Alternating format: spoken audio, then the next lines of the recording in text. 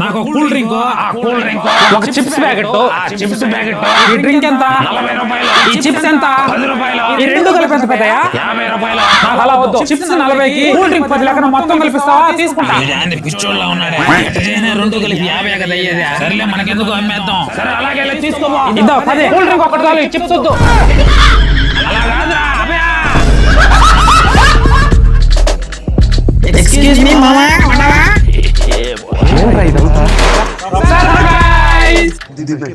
Cake అయితే బాగుంది కానీ ఫిట్టింగ్ ఏం లేదు రామా నీకోసం స్పెషల్ గా ఈ కేక్ తెప్పించాం.